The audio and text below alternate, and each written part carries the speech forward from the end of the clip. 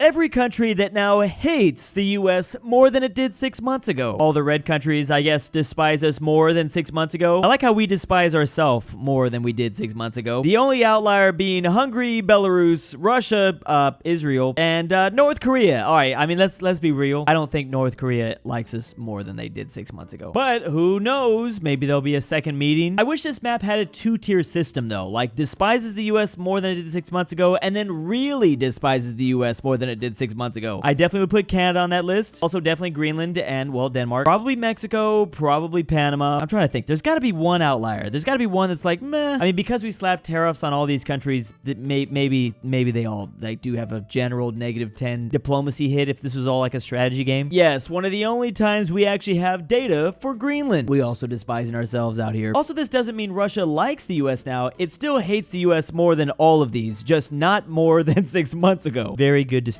I hated the USA as a geopolitical actor before it was cool. I would have definitely put also Serbia in the gray. I mean, I don't think that really changes that much. Talk about a great success. Now we turn to China and how we're going to occupy that nation after World War III. The divisions of Chinese territories to victorious states. Feels like the 1800s all over again. I know a lot of retro things like to make a comeback, but even this, and I love how we tried to do this in literally the most horrific way possible, giving Japan the southern divisions, giving Afghanistan, Syria, and Saudi Arabia the territory that they are like literally most far away from. I don't know why North Korea is gonna, why does North Korea get so much? Is North Korea gonna be on our side? Maybe. Interesting, the US isn't even here. Israel is getting an island. We've got African nations participating. Sudan gets some stuff. Tanzania gets some stuff. Is this not another map? This might be a different map where I think this is actually like showing Chinese divisions and how similar that economic strength is to other like neighboring countries or something. Yeah, like France, this is like the capital area. This is making a lot of money. Maybe that's the case. I have no idea. It explains why the US is not on the map though, because the only place that wouldn't be on this map is the US. 44 peace deal type-ish. I have many questions, such as why North Korea joined the victorious states and took the land that doesn't touch theirs. It's called the sandwich strategy. Get with it, buddy. Oh yeah, they're trying to copy their own Kaliningrad. Seemingly the Brits didn't make this map. There's no straight lines dividing these marvelous new colonies. Oh, it might not be economy. This is probably just the population breakdown. Unoriginal country names like Little Venice or New Zealand. We're in the south of Africa and we're a union of states.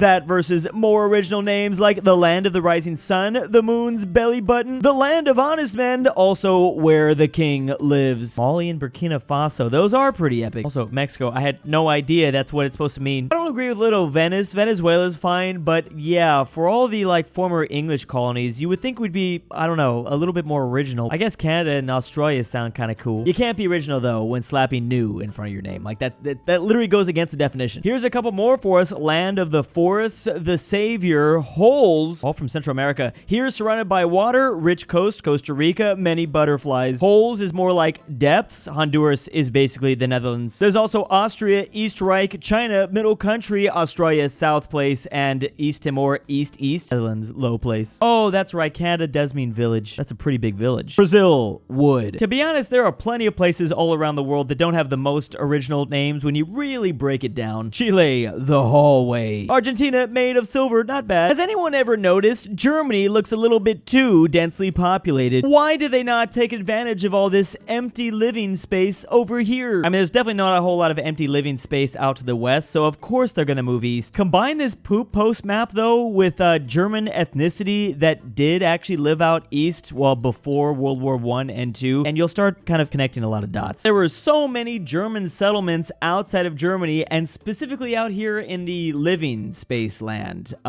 So yeah, that's definitely not the case anymore when comparing this map to, well, 2025, but back in the day, yeah, stretched all the way out here deep into Russia. I mean, honestly, there were significantly less German settlements after World War I, let alone World War II. There were some still out here, but not quite as much. I guess that's just went with their argument. Since all these German people left these lands, there were even more living space for the Germans to go grab up. So if you don't get the joke, this is what Germany said during World War II. A specific Austrian failed painter. What's it called? Lubenstreifen?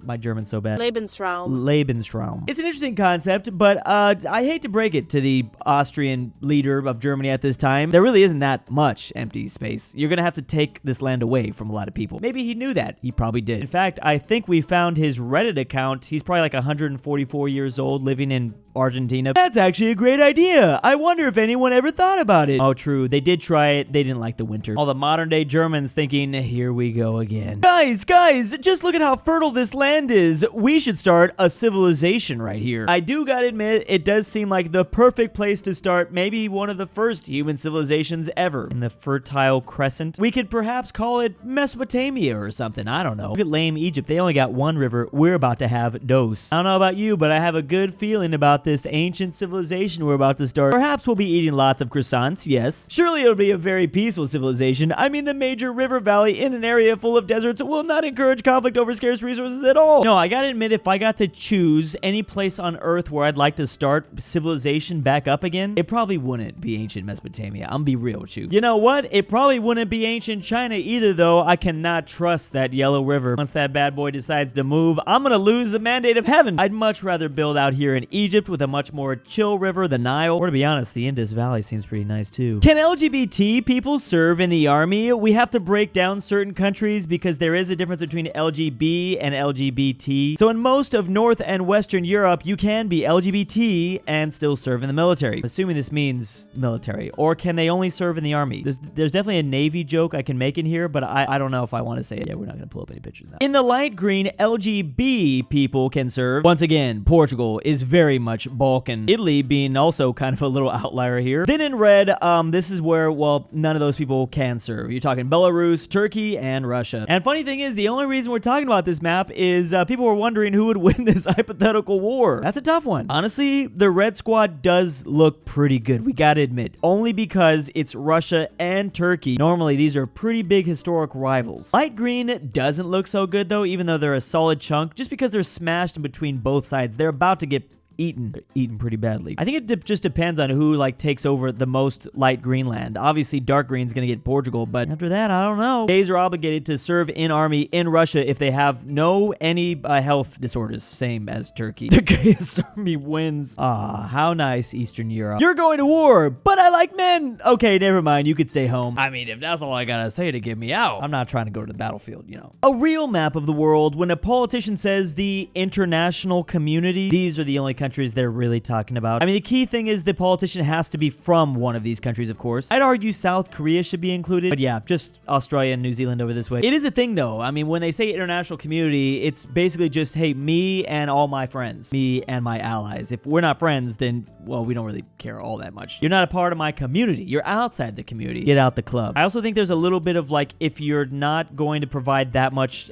support, like maybe Greenland should have been there, but what is Greenland really gonna do? Like 38,000 people that live there. You gotta be in the club, and you also gotta be able to contribute to the club. I think those are the two factors. It's like the band tour map. Poland included? Wow, we're in the club. In the club, we're all fam. You can take the USA out now, thanks. You forgot South Korea? Other than that, the map is correct. Here's a real map of Europe, just after the CIA declassified these documents. Finally, a real map of Europe. I just have to use context clues here to figure out all the redacted parts. We got islands this way. We got a kingdom here, a land here. I don't even know if this is an ocean or a country. There's definitely a capital somewhere this way. Also Gary, Republic, and land. Also UK. Man, I can definitely read this. I'm gonna start my conspiracy theories right now. This is gonna give me years worth of material. Thank you, CIA, for finally redacting this information. You finally have let us in with some transparency. The free flow of info. That's what it's all about. I totally do not need anything else. And ironically though, this is basically how the CIA releases classified documents. Just black out everything. Hey, they're like, we did it. Let it go. We totally had nothing to do with, I don't want to say anything just in case I get assassinated. It was him that got JFK all along, wasn't it? Yes, it is. That's clearly this reference. Duh. I mean, UK, what else is that supposed to be? No, you know what's funny? They probably do this type of stuff on purpose to throw you off because they know everyone's going to read these documents and,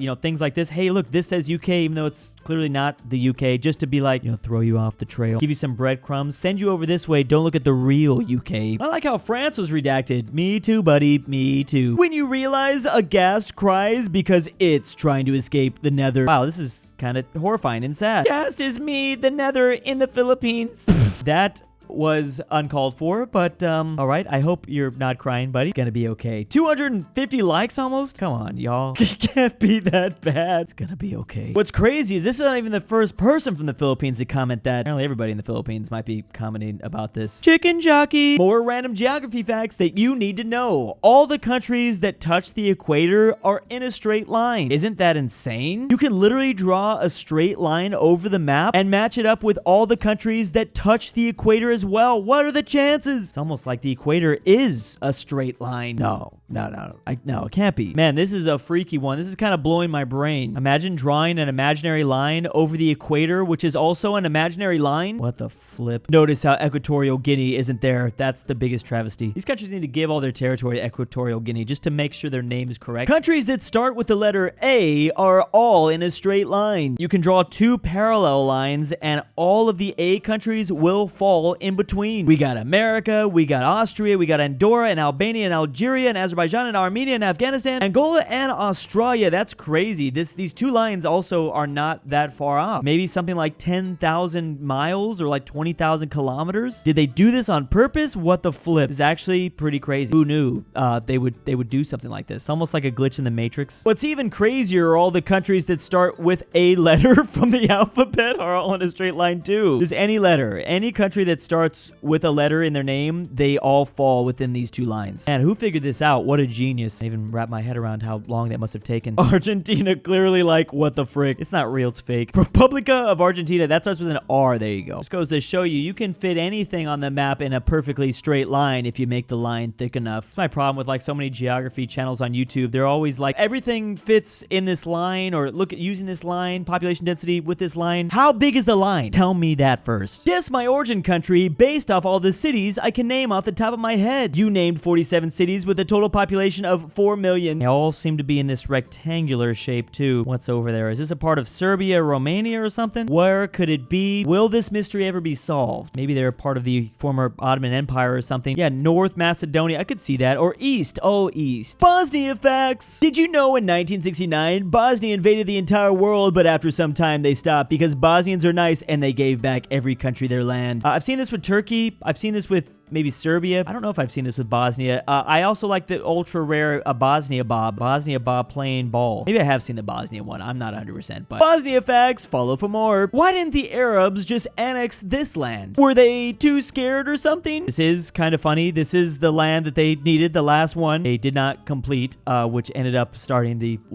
Spanish Inquisition. The 7-year journey to kick the Muslims out of this part. You would think they would have done it. Maybe they were scared after all. I mean, I can't see how else it would make sense. It was literally just a small piece of Spain. Were they afraid? Same exact thing could be said for North Korea during the Korean War. Why didn't they simply just defeat South Korea when they were only in Busan? Were they stupid or something? No, maybe they were afraid. They must have been afraid. This is how close South Korea got to losing the Korean War, and then the Americans showed up, and well, yeah. So maybe they were afraid. Nobody expects the American Inquisition, something like that. Who would win this 8 billion people battle royale? Everyone fights for themselves. This is actually an interesting question though. Like, who would win if literally there was a giant battle royale between every single human on Earth? Gotta admit, it could be a Russian, just because they know how to survive out here in Siberia. But proportionally, I mean, India and China have like, what? I mean, a 4% chance or more that it would either be a Chinese man or an Indian man, just purely based off numbers and population. If it was an 8 billion people battle royale, first of all, like a lot of people are gonna murder each other, but more than likely, it's gonna be all a game about survival. You need to be able to survive in your land. So some of these deserts might not do so well, although they're used to it. You'd probably want to be in a pretty depopulated area just to have the highest chance of survival. Oh, that's crazy. I literally said it. Some random Siberian potato farmer who didn't get the memo until 3 years after everyone else was already dead. So I'm saying, me. Yes, me, because I'm built different. Big ol' thanks to my patrons over at Patreon. Who out here calling bro a history expert? Tambre, Drew's Argentinian Trust Fund, NordTyrol, Nolan, Miglu the Goat, LuxembourgLover,